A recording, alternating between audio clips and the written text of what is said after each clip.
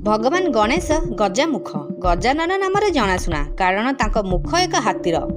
भगवान गणेशंकर एही रूप अनन्य और अत्यंत शुभ अटे। श्री गणेश गजानन हेबा सह जड़ित पौराणिक कहानी गुड़िक आपण निश्चय शुणिथिबे एवं पढ़िथिबे। किंतु आपण जानिछंती कि जे गणेशक मुंड काटिबा परे से तांको स्थान रे गजामुख पाइथिले, किंतु तांकर मूल मुंड कुआडे गला?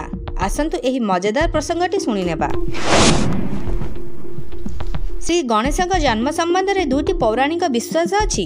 प्रथम विश्वास हेउछि जेतेबेले माता पार्वती भगवान गणेश को जन्म देइथिले सेतेबेले इंद्रक समेत समस्त देवता चंद्र तांको देखिबाकू इच्छा प्रकाश करथिले। एही समय मध्य शनिदेव मध्य सेठाकू आसीथिले, जी अभिशाप देइथिले जे जेउठारे तांकर निष्ठुर दृश्य पड़े सेठारे क्षति हेब। तेणु शनिदेवଙ୍କ दर्शन गणेशଙ୍କ उपरे पड़िबा मात्रे एवं दर्शन पाइबा मात्रे भगवान गणेशଙ୍କ मुंड अलगा होई चंद्र को चलीगला। सेही भली अन्य एक धारा अनुଯାयी माता पार्वती निज शरीर अपरिष्कारता सहित भगवान गणेशଙ୍କ रूप प्रस्तुत करी गणेश को स्नान न हेबा पर्यंत द्वार रे जगी रहिबाकू निर्देश देइथिले, जेपरि केही प्रवेश न करंती।